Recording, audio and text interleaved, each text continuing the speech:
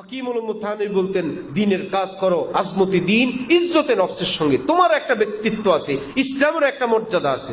হযরত ওয়ালা করাচি অনেক গায়রত, আত্মমর্যাদাওয়ালা ছিলেন।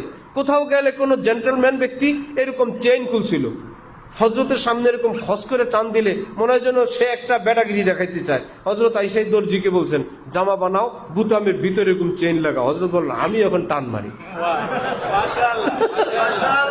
পকেটে দুইটা লাগাইছেন, দুই পাশে খস করে টান দে। হজরত বলেন, এখন জেন্টলম্যান তাকায়, বাবা রে, আমার চেইন একটা, মোল্লা তো তিনটা দেখা যায়।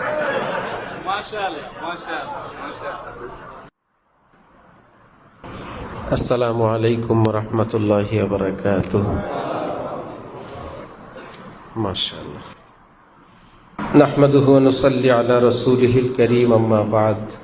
ফাআউযু বিল্লাহি মিনাশ শাইতানির রাজীম। বিসমিল্লাহির রহমানির রহিম। ইয়া আইয়াতুহান নাফসুল মুতমাইন্নাহ ইরজিই ইলা রাব্বিকি রাদিয়াতাম মারদিয়াহ فادخلي في عبادي وادخلي جنتي صدق الله مولانا العظيم وقال رسول الله صلى الله تعالى عليه وسلم العلماء ورثة الأنبياء وقال رسول الله صلى الله تعالى عليه وسلم لغدوة أو روحة في سبيل الله خير من الدنيا وما فيها وقال رسول الله صلى الله تعالى عليه وسلم لوددت أن أقتل في سبيل الله ثم أحيا ثم أقتل ثم أحيا ثم أقتل ثم أحيا ثم أقتل أو كما قال النبي عليه الصلاة والسلام। আমাদের পরম শ্রদ্ধেয় শেখ উস্তাদ, এই দেশের বরং বর্তমান পৃথিবীর শ্রেষ্ঠতম আলেমে দিন, আল্লাহওয়ালা বুজুর্গ আরিফ বিল্লাহ হযরত মাওলানা শাহ আব্দুল মতিন বিন হুসাইন সাহেব দামাত বারাকাতুহুম, আল্লাহ পাক হযরত ওয়ালার হায়াতে সুস্থতার সাথে, আফিয়তের সাথে অনেক বেশি বরকত দান করেন। হযরত রাসূল করিম সাল্লাল্লাহু আলাইহি ওয়াসাল্লাম এরশাদ করেন, কিয়ামতের পূর্বে পৃথিবীর থেকে এলেম উঠায়া নেওয়া হবে। আবার তিনি বলেন, এমনটি নয় যে এলেম উঠায়া নিবে মানে এই পৃথিবীতে কোনো এলেম থাকবে না, এভাবে আল্লাহ পাক এলেম উঠাবেন না যে কোরআনের জায়গায় কোরআন থাকবে না, হাদিস থাকবে না, বিকৃত হবে, নাউজুবিল্লাহ, এমনভাবে আল্লাহ পাক উঠাবেন না। ইন্নামা ইউকবাজুল ইলমু বিকবজিল উলামা, এই পৃথিবীর থেকে এলেমের ধারক বাহক, কোরআন হাদিসের মহাজ্ঞানী, মহামনীষী, আল্লাহওয়ালা যারা কামিলিন, আল্লাহ পাক এই পৃথিবীর থেকে তাদেরকে উঠায় নেবেন। এমন অবস্থায় কি হবে সেটাও হাদিস শরীফে নবীজি ইরশাদ করেন, মিশকাত শরীফের হাদিস, যে অযোগ্য এবং কোন রকম এলেম কালাম পারে এইরকম লোকদেরকে মানুষ বানাবে নিজেদের লিডার। ইত্তাখাযুর রুউসান জুহালা, যারা এলেম সম্পর্কে যথাযথ জ্ঞানের অধিকারী না, তারা হবে উম্মতের রাহবার, উম্মতের কান্ডারি। মানুষ ফতোয়া মাসআলা মাসাইল জিজ্ঞেস করবে আর তারা দেধার সে বলতে থাকবে আর লোকদেরকে দলে দলে গুমরাহ করতে থাকবে। সেই অবস্থা থেকে আল্লাহ পাক আমাদেরকে, আমাদের দেশবাসী, বিশ্বের উম্মতে মুসলিমাকে হেফাজত ফরমান। এই সংক্ষিপ্ত হাদিসে পাকের অনুবাদ এবং তর্জমা থেকে কথা স্পষ্ট, এই পৃথিবীতে সহি দিন ততদিন থাকবে, হক্কানি আলেম যতদিন থাকবে। পৃথিবীতে সহি দিন ততদিন থাকবে, হক্কানি আলেম যতদিন থাকবে। আর আলেম তৈরির কারখানা হলো মাদ্রাসা। হযরত হাকিমুল উম্মত থানভী রহমতুল্লাহ আলাইহি বলেন, যতদিন মাদ্রাসা থাকবে ততদিন হক্কানি আলেম তৈরির কারখানা থাকাতে হক্কানি আলেম থাকবে। তো মাদ্রাসাগুলো হলো হক্কানি আলেম তৈরির কারখানা। এখন তো স্কলার, এখন অনেক পিএইচডি, অনেক দেশ বিদেশের অনেক বেশি ডিগ্রিধারীদের জন্য মনে হয় যেন তারা মাঠ ময়দান এবং সোশ্যাল মিডিয়ার জগৎ গরম করার কারণে যেন তারা নায়েবে রসুলের মসনদে বসে দেশ এবং জাতির উদ্দেশ্যে মাঝে মাঝে এমন এমন কথা বলেন যেন তিনি এই যুগের ইমাম আবু হানিফার মসনদে আছেন। অথচ তাদের এলমি যোগ্যতার অবস্থা এমন যে বাংলাদেশে যারা আছেন, পৃথিবীতেও বিজ্ঞ বিজ্ঞ আলেম ওলামা যারা আছেন, তাদের সামনে বসে এক পৃষ্ঠা আরবি কিতাব, বুখারী শরীফ কিংবা কোনো তাফসীরের কিতাব কিংবা কোনো ফতোয়ার কিতাব থেকে শুধু নির্ভুলভাবে রিডিংটা পড়ে যাবে, জের জবর লাগায় বিশুদ্ধভাবে পড়ার যোগ্যতা নাই। তারা হয়ে গেছেন এখন উম্মতের কি কান্ডারি। তো আমাদের শায়েখ এক গল্প শোনান, বরিশাল থেকে এক ছেলে আসে হযরতুল্লাহর কাছে, বলে আমি এখানে ফার্স্ট ডিভিশন ফার্স্ট এই ক্লাসে। আচ্ছা, সরকারি মাদ্রাসায় এই ক্লাসে ফার্স্ট ডিভিশন ফার্স্ট, তারপরে একদম কামিল পর্যন্ত পড়াশোনা। হযরত বললেন, কামিল তুমি কোন সাবজেক্টের উপরে? কামিলিনের অনেক অনেক পাঠ আছে, তো কামিল তাফসীরের উপরে সে পড়াশোনা করছে। হযরত বললেন, একটা মেধাবী ছেলে আসে মাশাআল্লাহ, খুব ভালো। তো হযরত বললেন যে ভাই, এই তো তাফসীরে রুহুল মানি, ইবনে কাসির, তাফসীরে কবির ইত্যাদি ইত্যাদি তাফসীরের কিতাব বাইজাবি শরীফ বের করো এই খণ্ড। সে এখন বলে, আল্লাহ, আমি তো এগুলো জীবনেও দেখি নেই।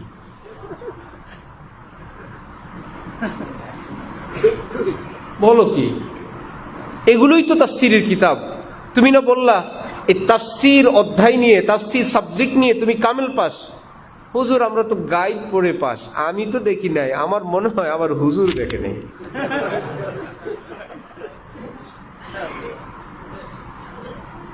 বাবা তার ছেলেকে প্রশ্ন করলো, বাবা হইলেন প্রাইমারি স্কুলের ধর্মীয় শিক্ষক। প্রশ্ন করলেন, ছেলে তুমি কত বড় আলেম হতে চাও? বলল, বাবা আপনার মতো। বাবা হলেন কি প্রাইমারি স্কুলের ধর্মীয় শিক্ষক। আমরা ছোটবেলায় দেখছি, মুরব্বীরা বেশি দেখছেন, অন্যরা একটু টাইট পায়জামা পরতো।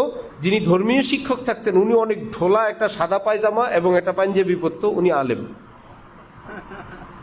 ঢিলা ঢালা একটা সাদা পায়জামা একটা পাঞ্জাবি পরে যেতেন, যেহেতু উনি ধর্মীয় শিক্ষক। এই জন্য এই শিক্ষক তার ছেলেকে বলল, তুমি কত বড় আলেম হতে চাও, টার্গেট কি? বলল, টার্গেট তুমি। অনেক জোরে এক থাপ্পড় লাগাইছেন। শয়তান, আমি যখন পড়াশোনা করি আমার টার্গেট ছিল হযরত আলী রাদিয়াল্লাহু তাআলা আনহুর মতন আলেম হওয়া। ওই টার্গেটে আমি পড়াশোনা করার পর আমার প্রাপ্তি হলো আমি প্রাইমারির একজন ধর্মীয় শিক্ষক। তোমার টার্গেট আমি, তুমি কি হইবা? এত বড় টার্গেট নিয়ে পড়াশোনার পর আমার পাওয়া এই খুজবিল মাউত হাত্তা ইয়ারজাবিল হুমা, যে ভাই বড় কিছু চাইলে সেখান থেকে যতটুকুন পাওয়া যায়, যে চাই ছোট সে পাবে কি? যাদের তাফসীরের ইতিহাস হলো এমন যে অরিজিনাল আরবি কিতাব যেখানে তাফসীর লেখা, সেই কিতাবটা জীবনে দেখেও নাই, এবং সে অকপটে বলছে আমার তো ধারণা আমার শিক্ষকও দেখে নাই, সেখান থেকে পড়াশোনা করে স্কলার হয়ে যায়, পিএইচডি ওয়ালা হয়ে যায়, তারাই আবার দেশ জাতির কর্ণধার হওয়ার ভান করে। আমার ভাই, এটাই হলো নবীজি বলছেন, আলেম ওলামাদেরকে ভুলে গিয়ে যখন মানুষ এদেরকে বানাবে জীবনের কর্ণধার। এক হাদিসে নবীজি ইরশাদ করেন, লা ইয়াজালুন নাসু বিখাইরিন, কিয়ামত পর্যন্ত আমার উম্মত হকের উপর থাকবে, মা আখাযুল ইলমা আন আকাবিরিহিম, যতদিন পর্যন্ত উম্মতের যারা ইলমের জগতে শ্রেষ্ঠ মহামনীষী আলেম, ইলমের গভীর পর্যন্ত তাফাক্কু ফিদ্দীন, দ্বীনের গভীর জ্ঞান এর অধিকারী ওলামা, সঙ্গে তারা তাকওয়াওয়ালা আল্লাহওয়ালা, এদের থেকে যখন ইলম গ্রহণ করবে, নবীজি ইরশাদ করেন কিয়ামত পর্যন্ত আমার উম্মত ওই পথে থাকবে যেই পথে আমি আছি। একটা মিছিল যত বড়ই হোক, মিছিলের সামনে সারিতে সিনিয়র লিডার, মেজর লিডাররা মধ্যখানে, শেষে কিছু কর্মী একদম শেষে। ভাই, লাইন যদি ঠিক থাকে মিছিল যেখানে যাবে আমিও সেখানে।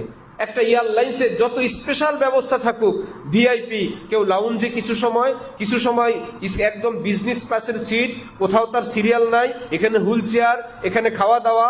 আরেক বেচারা একদম ইকোনমির মধ্যেও আবার কিছু ABCDর মধ্যে কিছু ক্লাস আছে, একদম শেষ ক্লাসের একটা সিট করে বাথরুমের সামনে পড়ছে তার সিট কাছাকাছি, বেচারা বিরক্ত। সেই ভিআইপি এবং বিজনেস ক্লাসের প্যাসেঞ্জার যেই দেশের যে এয়ারপোর্টে যাবে, নিম্নমানের টিকিটওয়ালা সেই প্যাসেঞ্জারটা কি ভিন্ন দেশে যাবে না একই দেশে যাবে? একই দেশে যাবে। ঠিক হক্কানি আলেম আল্লাহ ওয়ালাদের সঙ্গে থাকার পর হক্কানি সেরকম যদি কেউ হইতে নাও পারে, এলমে আমলে ভুল বিচ্যুতির কারণে, কিন্তু রাস্তা সেটা, তরিক সেটা, নিজের একদম অনুসরণীয় আলেম ওলামা হক্কানি, কোরআনে পাক হাদিসে পাকের শিক্ষা এটাই। হাদিসে কুদসিতে আল্লাহ পাক বলেন, হুমুল কওম লা ইয়াশকা বিহিম জালিসুহুম, আমার নবীর পদাঙ্ক অনুসরণকারী হক্কানি আলেম আল্লাহওয়ালারা এমন মানুষ, তাদের পিছনে পিছনে সঙ্গে সঙ্গে যারা থাকবে, অযোগ্য হওয়া সত্ত্বেও আমি আল্লাহ সকলকে জান্নাত দান করব। আছে তো তারা সহি পথে। তো আমার পীর ও মুর্শিদ হযরত ওয়ালা দামাত বারাকাতুহুম যে গত 2 দিন আগে ফেনী আলিয়া মাদ্রাসার সঙ্গে বিশাল মসজিদ, যে সেই মসজিদে বয়ান করতেছিলেন আর বলছিলেন যে উম্মতের ধ্বংসের বর্তমান যুগে কারণ 2টি। নাম্বার 1, হক্কানি আলেম ওলামা, যোগ্য যোগ্য আলেম ওলামাদের থেকে দ্বীনি মাসআলা মাসাইল আকীদা বিষয়ক বিষয়গুলো হাসিল না করা। ভাই আমি একটা দ্বীনের বিষয় নিব, যেই বাজারে ভেজাল মাল অনেক, সেখানে সেখান থেকে তো মাল নেওয়া যাবে না ভাই, নির্ভরযোগ্য কোনো একটা ভালো জায়গা থেকে নেওয়া দরকার।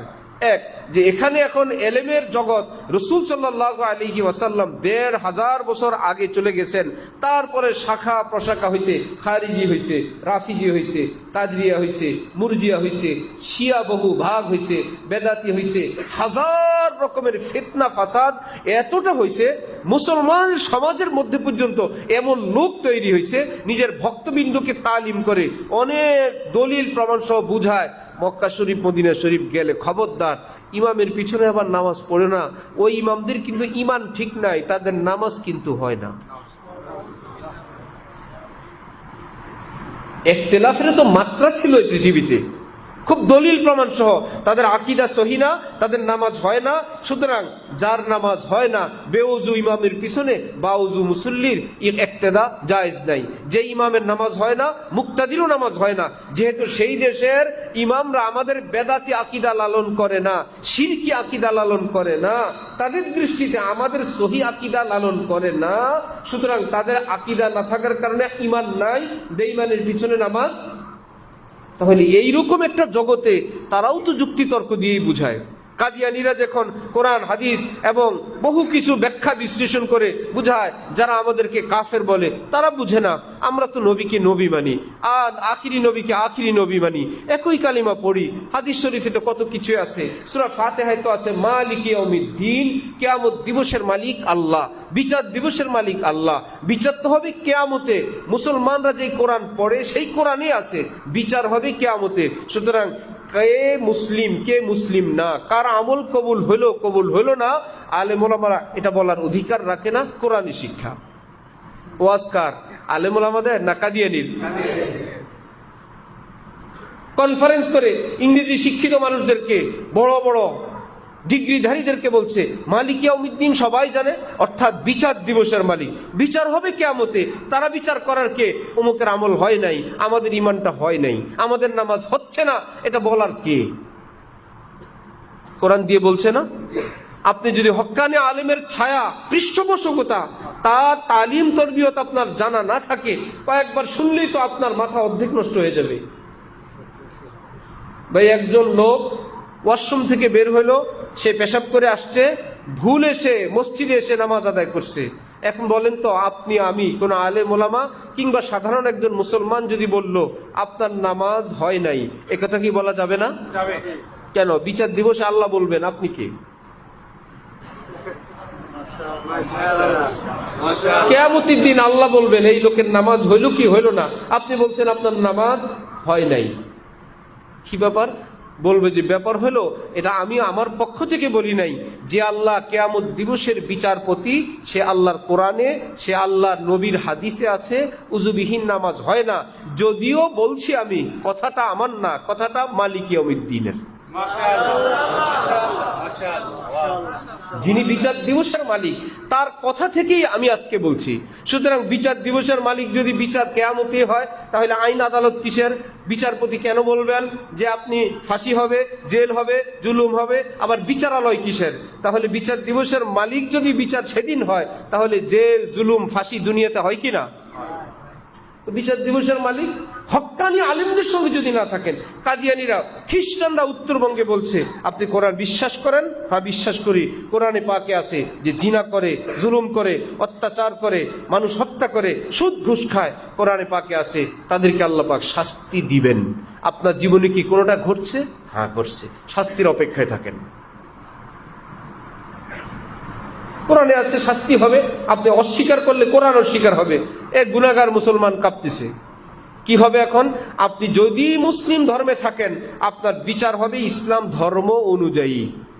আপনি যদি সেই ধর্ম থেকে বের হয়ে খ্রিস্ট ধর্মে, সেটাও আসমানি ধর্ম, সেটার নবীও সহি, সেই নবীর মা হযরত মারিয়ামের নামে সূরা কোরআনে পাকে আছে, সেই নবীর কথা আপনার কোরআনে আছে।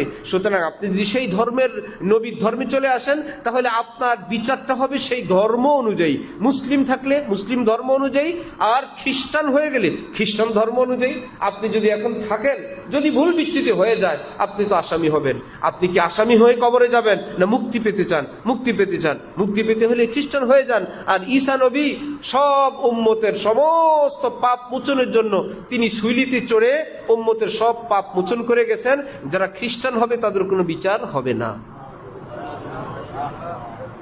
যার এলেম নাই, কালাম নাই, কোনো যুক্তি, কোনো কিছুই নাই, সে বেচারা বলবে ভুল তো কিছু করেই ফেলছি, ইচ্ছা তো ছিল মুসলমানই থাকবো, কিন্তু কোরআন তো বলে আমার আযাব হবে, আমি তো আযাবের সম্মুখীন হইতে পারবো না।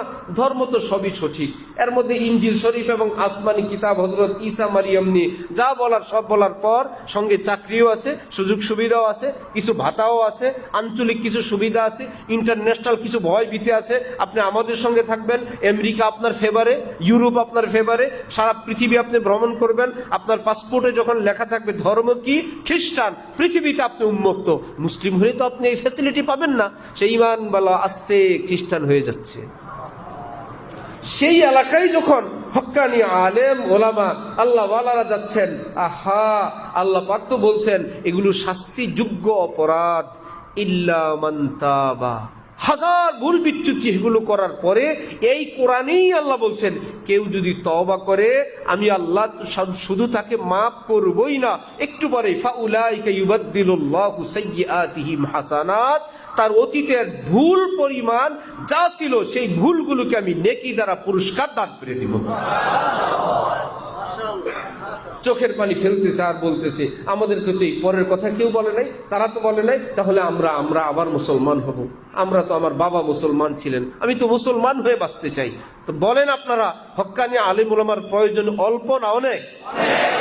যদি আলেম ওলামা না থাকে, আমরা যদি ওই রজ্জু, ওই রশি কঠিনভাবে শক্তভাবে ধরে না থাকি, বিচ্ছিন্ন হয়ে যায়, স্বাধীন, আমার পরে আমার সন্তানরা আরো স্বাধীন, সর্বোচ্চ সোশ্যাল মিডিয়া, সর্বোচ্চ বাজারের কুড়ানো বই, সেটা কি খ্রিস্টানের বই, না কাদিয়ানির বই, না বেদাতির বই, না খারিজির বই, না শিয়ার বই, সবই তো কোরআন হাদিস। আমার ভাই, আমার শায়েখ হযরত আলা দামাত বারাকাতুহুম বলেন, উম্মতের গোমরাহ হওয়ার, পথভ্রষ্ট হওয়ার একটা মূল কারণ হক্কানি আলেমদের থেকে মাসআলা মাসাইল এবং আকীদা গ্রহণ না করা। তার পিছনে আরেক কারণ, আলেমদেরকে উম্মতের সামনে স্পষ্ট না হওয়া। আমাদের যুগের শ্রেষ্ঠ শ্রেষ্ঠ আলেম কে? রাষ্ট্র তাদেরকে আন্তর্জাতিক ষড়যন্ত্রের অধীনে কোনো না কোনো ভাবে উম্মতের সামনে এই কথা কখনোই ক্লিয়ার করে নাই।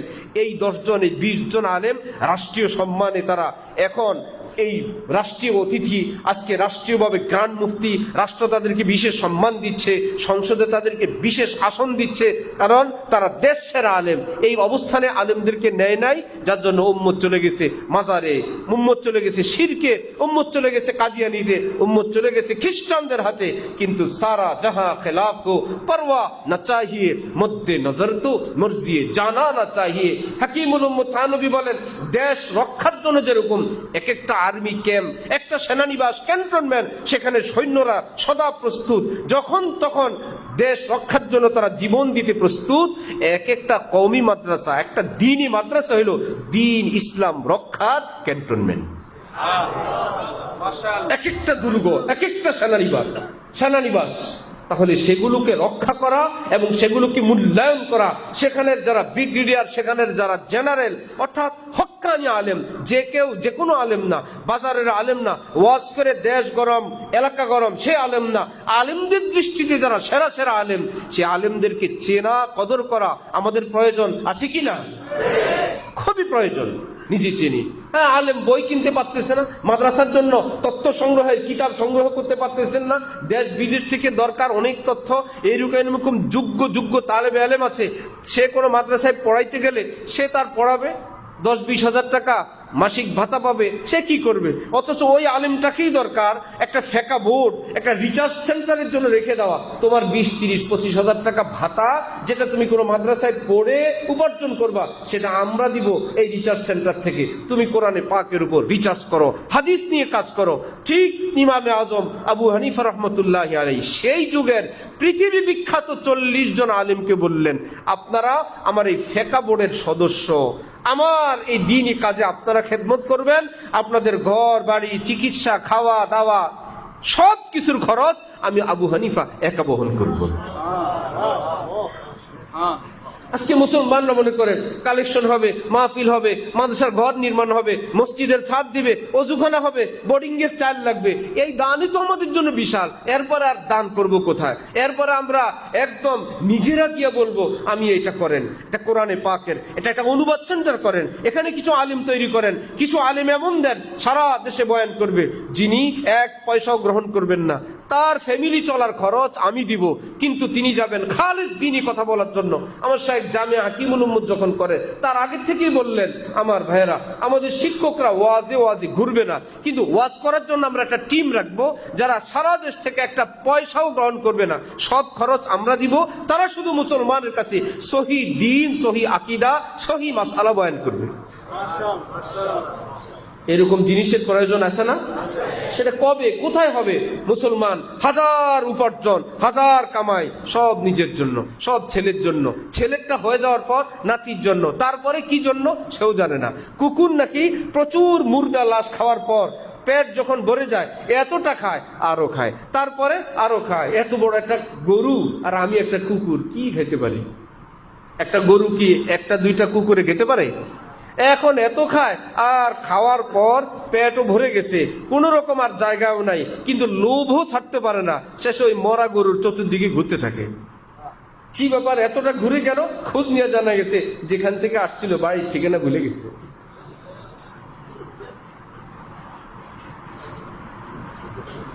তারপরেও এই ঘুরতে যদি একটু স্পেস হয়, 1 লোকমা খাওয়ার মতো ব্যবস্থা হয়, আবার এর মধ্যে যদি অন্য কোনো কুকুর আসে, সেটাকে আবার মোকাবেলা করার জন্য একদম চৌকান্না এবং সদা প্রস্তুত, অতন্দ্র প্রহরী, যে কোনো ভাবে কাউকে দিবে না। কিন্তু কুকুরের বৈশিষ্ট্য, ভাই তোমার প্রয়োজন, যা খাইছো যাও, আরেকটা কুকুর আসুক তোমার বাড়িতে যাও না, আস্ত গরু একাই খাবে, কাউকে আসতেও দিবে না, নিজে এতটা খায়, পেট ভরার পর ঘুরতে থাকে।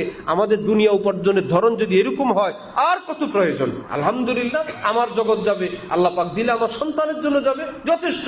নাতিপুতির জন্যও করে যাওয়া, নাতির পরে খন্তির জন্য করে যাওয়া, চাষাবাদের পর আরো কতগুলো জমি কিনে যাওয়া। কেন কিনে রাখলাম? কোনোদিন যদি কাজে আসে। দেশের পর বিদেশে, দেশের সম্পদ বিদেশে পাচার করা, 1 টাকা জিনিস কেন 1000 টাকা, লক্ষ টাকা ভাউচার করা। দুনিয়ার কুকুর যখন হয়ে যায়, তখন নিজের ঠিকানা ভুলে যায়। আসছিলাম জান্নাত থেকে, আবার তো আমাকে জান্নাতে যাওয়া লাগবে, ঠিকানাই ভুলে গেছে। একটাই জীবনের টার্গেট, উপার্জন করো, কামাও, সেটা হালাল হোক কিংবা হারাম হোক, নিজের হোক কিংবা পরের হোক, যে কোনো ভাবে আমার টাকা দরকার, যে কোনো ভাবে আমার উপার্জন করা দরকার। আল্লাহ পাক যে সমস্ত মুসলমানদেরকে ধন দৌলত দিলেন, আল্লাহ পাক তাদেরকে সহি জায়গায়, সহি ভাবে, সহি মানুষের মাধ্যমে দ্বীনের এই সমস্ত খেদমত করারও তৌফিক দান করেন। ইউরোপে বহু দেশে সরকারিভাবে তাদের বেতন থেকে 10% কেটে নেওয়া হয় ধর্ম প্রচারের জন্য। সে বেতন নিজের হাতেই পায় না, ব্যবসা বাণিজ্যের মতন ট্যাক্স এবং সরকারি ভাতা, সরকারি বা বেসরকারি ভাবে তার এত %, যার জন্যই তো আমাদের দেশে এনজিওরা আসে। এত টাকা পায় কোত্থেকে? এত টাকাটা আসে কোত্থেকে? ভাই বিদেশ থেকে আসতেছে, তাদের বিপুল অর্থ সেখানে জমা, তুমি খেদমত করো, তুমি সেবা করো, আমাদের ধর্ম প্রচার করো। তার থাকতে সব অসুবিধা নাই, তার গাড়ির সমস্যা নাই, তার সিকিউরিটির অসুবিধা নাই, সে প্রচার করতেছে ইহুদি ধর্ম, খ্রিস্টান ধর্ম, নাস্তিক্যবাদ, হাজার গলত আকীদা, পুরো পৃথিবীর আল কুফরু মিল্লাতুন ওয়াহিদা। নবী বলেন, শোনো মুসলমানরা, যাকেই দেখো, হিন্দু দেখো, ইহুদি দেখো, খ্রিস্টান দেখো, ধর্মের বিবেচনায় মনে রাখবা ইসলাম ব্যতীত অন্য সকল ধর্ম এরা তোমার বিরুদ্ধে এক। যে যেদিক থেকে পারে একটা ঘর ধ্বংস করতে হবে, সবাই মিলে এক পাশে হামলা করা জরুরি না। কেউ নিচে দিয়ে মাটি খনন করো, কেউ একটা পিলার কাটো, কেউ ছাদ ফুটা করো, কেউ অন্য দিক থেকে আক্রমণের চেষ্টা করো, রেজাল্ট একটাই, এই ঘরটাকে ভেনিশ করে দাও, ধ্বংস করো। আল্লাহর কসম, সারা পৃথিবীর কাফের মুশরিকরা ইসলাম এবং ইসলাম ওয়ালাদেরকে ধ্বংস করার জন্য চতুর্দিক থেকে এলমে, আমলে, আকীদায়, অর্থনীতিতে, সমাজে, রাজনীতিতে ধ্বংস করার জন্য তারা খুব লক্ষ্য করে। এটা ইসলাম বিরোধী, তার জন্যই সাপোর্ট। এটা কাদিয়ানি, তার জন্যই সাপোর্ট। এটা হক্কানি আলেমদের বিরুদ্ধে, এর জন্যই সাপোর্ট। এটা মাজার এবং শিরকের পক্ষে, তার জন্যই সাপোর্ট। কারণ রেজাল্ট হলো এটা ইসলামের বিরুদ্ধে। আমার ভাইয়েরা, এখনো কি আমাদের সজাগ সচেতন হওয়ার সময় আসে নাই যে আমার যে কোনো কিছুর বিনিময় আলেমদের সঙ্গে, হক্কানি আলেম এবং আল্লাহ ওয়ালাদের সঙ্গে থাকবো। তাদের যেটা সিদ্ধান্ত আমারও সেটা সিদ্ধান্ত। ইমামে আজমের সিদ্ধান্ত যা, আমার সিদ্ধান্ত তা। শাহ ওলিউল্লাহ দেহলভির সিদ্ধান্ত যা, আমার সিদ্ধান্ত তা। এই ভারত উপমহাদেশের শ্রেষ্ঠ আলেম হাকিমুল উম্মত আশরাফ আলী থানভী, যিনি 2000-এর মতো কিতাব লিখে গেছেন, আল্লামা আহমদ শফি সাহেব রহমতুল্লাহ আলাই, যার ব্যাপারে বলতেন, আলেমরা হযরত থানভীর কিতাব পড়ো, হযরত থানভীর কিতাব যদি না পড়ো, আলেম হওয়ার পরেও নাবালেগ থাকবা। মাশাআল্লাহ, মাশাআল্লাহ। আলেম হওয়ার পরেও কিচ্ছুই আগামাথা পাবা না, থাকবা না বালেগ। হইছো একজন মৌলবী, হইছো খতিব সাহেব, ওয়াজের শেষে যদি তাকে জিজ্ঞেস করা, হুজুর কি বললেন, বলে যা বললাম তো বললাম। নিজেও জানে না কি বলছে, কিছু অনুবাদ, কিছু কোরআন, কিছু হাদিস, হঠাৎ কাউকে নাস্তিক ফতোয়া দিল, আর এলাকার মুসল্লিদের গায়ে গিয়ে পড়তেছে কোনোটার দ্বারা কেউ আঘাত পাইতেছে। হ্যাঁ, সে যে কি বলতে চায়, যে সব মিলে কি। সদরঘাট একবার আমাদের শাইখের মাহফিল হলো, বয়ানের শেষ, কয়েক বেচারা এসে বলল, হজরত আপনার বয়ান শুনলে কথা বোঝা যায়, ভুল বিচ্যুতি যাই করলাম শেষমেশ জান্নাতে যাওয়া যাবে ইনশাআল্লাহ। আর অনেক আলেম ওলামাদের বয়ান শুনলে এটা কনফার্ম যে জাহান্নামে যাওয়া নিশ্চিত। হুজুরের ওয়াজের খোলাসা হলো আমার জাহান্নামে যাওয়া কনফার্ম। আর আপনার বয়ান, আপনাদের মতন বয়ান শুনলে এটা বোঝা যায় যে মুক্তির একটা রাস্তা আছেই আছে। আল্লাহ পাক আমাদেরকে ওই আলেমদেরকে চিনার, কদর করার তৌফিক দান করেন। আমাদের এখানেও ইনশাআল্লাহ আমাদের প্ল্যান হলো যে মুসলমান, সর্বস্তরের মুসলমানের জন্য দ্বীন শিক্ষার একটা কেন্দ্র। শুধু ছাত্ররা না, অবসরপ্রাপ্তরা, বয়স্করা এবং ব্যস্ত মানুষরা, চাকরিজীবীরা ডেলি 1 ঘন্টা, আধা ঘন্টার জন্য আসবে, আমি এইটুকুন চাই। 24 ঘন্টার মধ্যে ভাই আমি এইটুকুন শিখবো। অথবা মাসে 10 দিন, 3 দিন। এমন মানুষ আছে যারা এক নাগারে কোথাও যেতে হিম্মত পায় না, অথবা অন্যান্য সমস্যার কারণে, যে কোনো কারণে জীবনের একটা অংশ চলে গেল ভুলে ভুলে, তারপরে চাকরিতে, তারপরে আয় রোজগার, রাজনীতিতে, তারপরে পরিবার নীতিতে, এখন আসছে পিনে কো তো বেহিসাব পিলি আব হ্যায় রোজি হিসাব কা ধড়কা। এখন তো জীবনের শেষ প্রান্তে, এখন তো মৃত্যুর প্রহর গুনছি, আমি তো নামাজ পারি না, আমি তো আত্তাহিয়াতও পারি না, আল্লাহ রসুল এর সহি আকীদাগুলো আমার নাই। এইরকম একটা ব্যথা লালন করে কোটি কোটি মুসলমান, কিন্তু কোথায় যাবে, কার কাছে বলবে এই বয়সে, সেই ঠিকানা তার নাই। এবং তার সিকিউরিটি এবং তার পছন্দ মতো পরিবেশে থেকে মান সম্মান ইজ্জত রেখে সসম্মানে দিন শিখার মতন কোনো পরিবেশ, কোনো মাদ্রাসা ওই দেশে নেই। আছে এক ব্যবস্থা, দাওয়াত তাবলীগে যাও, যে গেল তো শিখলো, যে গেল না সেই বেচারা ওই পথটাও তো তার জন্য নাই। হযরত ওয়ালা দামাত বারাকাতুহুম বলেন, আমরা আমাদের হাকিমুল উম্মতে করব, আলহামদুলিল্লাহ আমাদের প্ল্যান প্রোগ্রামের মধ্যে আছে। আমরাও একটা ভবন কিংবা একটা ফ্লোর করব, সারা বছর যে কোনো ব্যক্তি এসে জেনারেল ভাবে হোক, স্পেশাল ভাবে হোক, স্পেশাল রুমের মধ্যে থেকে হোক, অনেক বড় বিজ্ঞ ভদ্র মান সম্মত কোনো উস্তাদের নিকট তিনি অল্প কিছু সময় পড়বেন। ভর্তি হওয়ার অর্থ 24 ঘন্টা না ভাই, আমি 2-3 ঘন্টা পড়তে পারবো, আমি বাকি টাইম ঘুমাই, নামাজ রোজা করে থাকবো, আমার একটু সূরা কেরাত শিখেন। 10 দিন যদি হক্কানি কোনো আলেমের অধীনে এইরকম একজন মুসলমান থাকে, তার অর্জনের সংখ্যা কি অল্প হবে না অনেক হবে? তো সেটা কে? আমরা কেবল লিল্লা বোর্ডিং আর এতিমখানা আর মাদ্রাসার ঘর আর মসজিদ ঘর, এইটুকুন পর্যন্ত আমাদের শেষ। বার্ষিক মাহফিল হবে, বোর্ডিং এর চাল লাগবে, আমাদের দান উদান হয়ে গেছে। আমার ভাইয়েরা, মনে হয় যেন আমরা আমাদের জীবনের গতি কি করা চাই, কি জন্য রোজগার করা চাই, রোজগারের টাকা দিয়ে কি করা চাই, জীবনটা কিভাবে পরিচালনা করা চাই, এক অন্ধকার এবং একটা অস্পষ্টতার মধ্যে। ছেলেপেলেরা বালেগ হয়, বালেগ হওয়ার আগেই তার মাসালা জানা জরুরি। তারপরে যৌবন নামক এই তুফান আসবে, ছেলে হোক মেয়ে হোক, ওই সময় কি করা চাই, জীবনকে কিভাবে কোন আল্লাহ ওয়ালার সঙ্গে আল্লাহর প্রেম ভালোবাসা নিয়ে কাঁপতে কাঁপতে কাঁপতে কাঁপতে জীবনটা পার করে নিজের চরিত্র এবং সতীত্ব রক্ষা করে জীবনটাকে কাটানো চাই। কোনো শিক্ষা দীক্ষা নাই, কোনো আলোচনা নাই, সব ধ্বংস বরবাদ হয়ে এক সময় কাঁদতে থাকি। কেউ আমাকে কিছুই বলে নাই, কেউ আমাকে কিছুই জানায় নাই, কেউ আমাকে কোনো দিক নির্দেশনা দেয় নাই। আল্লাহ আমাদেরকে হক্কানি আলেমদের এই চিন্তাগুলোর মূল্যায়ন করার তৌফিক দান করেন। হযরত থানবীর নিকট এলাকার লোকেরা এক ছেলেকে নিয়ে আসছে, এক বিধবার পাগল। সবাই বলে, আরে কি মুশকিল, কোনোভাবেই ছুটে না। সবাইকে বের করে দিয়ে হযরত থানবী বলেন যে আমাকে বিশ্বাস করো, বিশ্বাস। আচ্ছা বলো তো বেটা, তুমি একটা জোয়ান ছেলে, এই বিধবার প্রেমে কেন পড়লা? বয়স্কা নারীর প্রেমে, তার সঙ্গে তোমার এরকম সম্পর্ক, প্রেমেই যদি পড়ো তো তোমার কম বয়সে একটা মেয়ের সাথেই প্রেমে পড়তা। এইটুকুন বলাতে সে চোখ বড় হয়ে গেছে। আল্লাহ, হুজুর তো প্রেম বুঝেন। ওটা ছিল একটা ভূমিকা, ওটা ছিল তার থেকে কথা বের করার একটা মেডিসিন। আসআদ কো ইশক মে হাসিল হে দস্তগাহে। হযরত আসাদুল্লাহ খান রহমতুল্লাহ আলাই, হযরত থানবীর খলিফা, বললেন প্রেম ভালোবাসায় আমি পিএইচডি ডিগ্রি রাখি। আসআদ কো ইশক মে হাসিল হে দস্তগাহে, পেহচানতা है জালিম হর তর্জ কি নিগাহে। কারো চোখ দেখলে সেই চোখে কত ডিগ্রির ভালোবাসা আছে আমি মাপতে পারি। ভালোবাসাহীন দৃষ্টি এবং চোখ, সেটা দেখলেও টের পাই। আর প্রচন্ড প্রেম এবং ভালোবাসা উপচি পড়া চোখ দেখলেও আমি বুঝি। কিন্তু হারাম পথে যাই না, আল্লাহ আমাদেরকে হালাল পথে রাখছেন। সুবহানাল্লাহ। বুঝলে কোনো ক্ষতি নাই। টাকা দিয়ে টাকা খাওয়া সুদ, এটা আমরা বুঝি না? টাকা লাগায়ে টাকা, অতিরিক্ত টাকা নেওয়া কি, এটার নাম কি? হারাম। এই কথা আমরা সবাই জানি কিনা? এতে কি সবাই সুদখোর হয়ে গেছে? জানলে কোনো আপত্তি নেই, না খাইলে হইল। ফাইল থেকে টাকা খাওয়া, ঘুষ, এটা আমাদের জানা আছে না? এই জানা থাকার কারণে কি সবাই কি ঘুষখোর হয়ে গেছে? কারো সম্পদ না বলে নেওয়া, চুরি, এটা আমরা জানি না সবাই? এই জন্য কি চোর হয়ে গেছে? রোজার দিন দিনের বেলা কিছু খাওয়া অথবা পান করার কোনোটার করলে রোজা ভাঙবে, এটা যদি কেউ জানে, রোজা ভেঙে গেছে। সুতরাং তিনি বলতেন সব বুঝি, প্রেম বুঝি, ভালোবাসা বুঝি, কিন্তু যাই না সেই পথে। হযরত থানবী বললেন, বেটা বলো তো এই বিধবার প্রেমে কিভাবে পড়লাম? সেই ছেলে দীর্ঘ নিঃশ্বাস ছেড়ে বলে, হুজুর আপনি আমার মনের কথাটা বুঝছেন, এবার আপনার কাছে আমি খুলে বলি। ধীরে ধীরে যে কোনো ভাবে আমি তো প্রেমে পড়েই গেছি, এখন তো আমার মন চায় না তার সাথে থাকি, কিন্তু একদিন আমি শপথ করে ফেলছি, কসম করছি এই সম্পর্ক আমাদের আজীবন থাকবে।